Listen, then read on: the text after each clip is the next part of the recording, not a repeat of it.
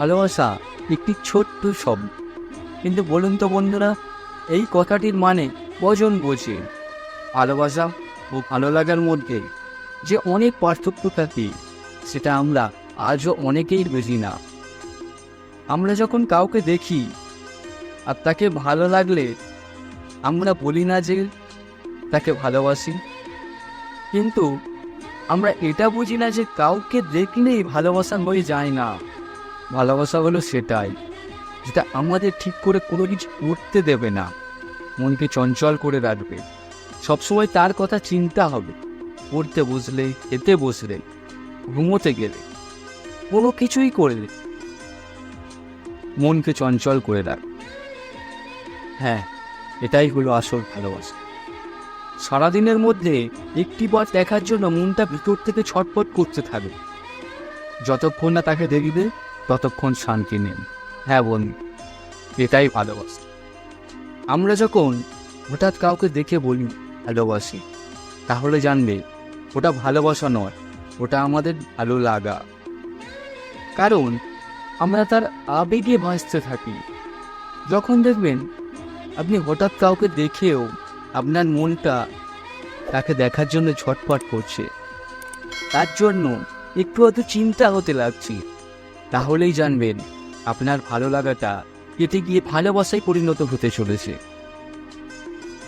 আপনি যখন কাউকে ভালোবাসবেন, দেখবে সে ছাড়া আপনি অসম্পূর্ণ। সারাদিন কেবল তারই চিন্তা হবে, আর ভালো লাগা খারাপ লাগাগুলো আপনার ভালো লাগা খারাপ লাগাই করবে। আচ্ছা চলুন, ভালোবাসা ও ভালো লাগার তফাৎটা আপনাদের একটু বোঝানোর চেষ্টা করি।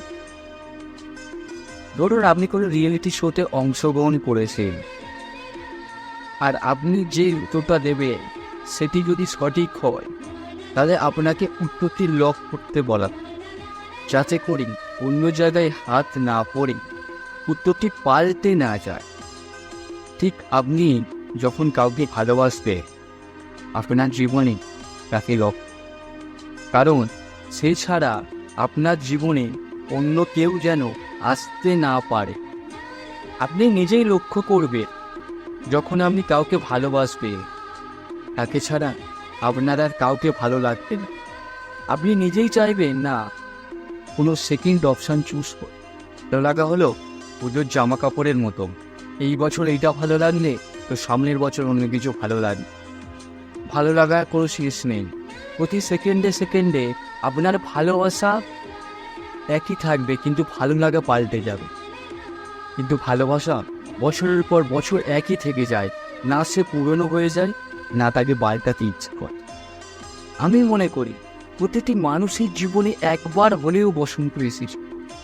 সেই বসন্তে কেউ কেউ নিজেকে রাঙিয়ে তুলেছে, আবার কেউ কেউ হারিয়ে ফেলেছে তাদের জীবনের বসন্তের রঙিন দিন। হয়তো তারা এখন তাদের মনের মানুষকে এখনও ভালোবাসে, কিন্তু পারিবারিক চাপের কিংবা অন্য কোনো কারণে তাদের আজও বলতে পারেন। এইভাবে চাপা পড়ে গেছে কত ভালোবাসা, পূর্ণতা পায়নি। আসলে পাবে কি করে? এই সমাজ হয়তো তাদের ভালোবাসায় স্বীকৃতি দেয়নি। জানি না আরও অত ভালোবাসা এইভাবে চুলায় মিশে যাবে, কত মানুষ তাদের প্রিয় মানুষটাকে হারিয়ে ফেলবে। কেন এমন হয়? পাক না নির্জার ভালোবাসা প্রতিটি মানুষের জীবনে ফিরে আসুক। গড়েই নিলাম আপনার সাথে রিলেশনটা হয়ে গেল, প্রথম প্রথম মনে হবে আপনার থেকে সুখী মানুষ এই পৃথিবীতে আর কেউ নেই। কিছুদিন পরে যখন জানতে পারবে তার অন্য রিলেশন আছে, এইবার একটিবার ভাবুন আপনি ঠিক থাকতে পারবেন তো? তাই যদি কাউকে দেখে ভালোবাসো, তাহলে ভালোবাসার আগে একটিবার সব কিছু ভেবে দেখবেন, উত্তরটা আপনি ঠিকই পাবেন। কীভাবে বুঝবেন যে আপনি কাউকে ভালোবাসেন? আপনার যদি মনে সত্যি ভালোবাসার উদয় হয়, কাউকে যদি সত্যি মনে লাগে, তাহলে দেখবেন সারাদিন তার কথা চিন্তা হবে, মনে মনে তার কথা ভেবে হেসে উঠবেন। যদি স্টুডেন্ট হও, তাহলে বই পড়তে বসলে বইটি পাশে রেখে একটু শুয়ে পড়তে ইচ্ছা করো, আর শুয়ে শুয়ে তার কথা ভাবতে থাকবে, ঠিক মতো খেতে পারবে না, তার সামনে যেতে গেলে প্রথম প্রথম লজ্জা লাগবে, আপনি তার চোখের দিকে তাকাতেও পারবেন না।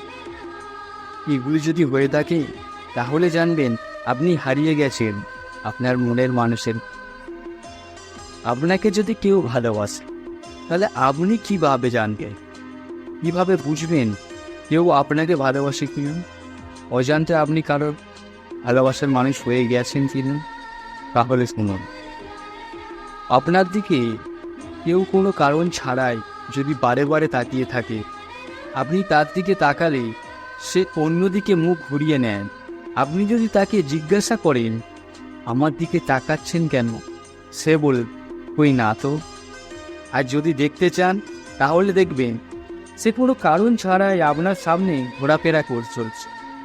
যখনই সামনে আসুন তখনই দেখবেন মুখে হালকা একটা স্মাইল নিয়ে আপনার দিকে তাকাচ্ছে। এইভাবে যদি কেউ আপনার সাথে এমন ব্যবহার করতে থাকে তাহলে জানবেন আপনার মধ্যে কুছ কুছ নেই, বহুত কুছ হতে চলেছে। শুধু সময়ের অপেক্ষা। এই দিনটি সেই দিনটির জন্য এতদিন অপেক্ষা করেছিলেন।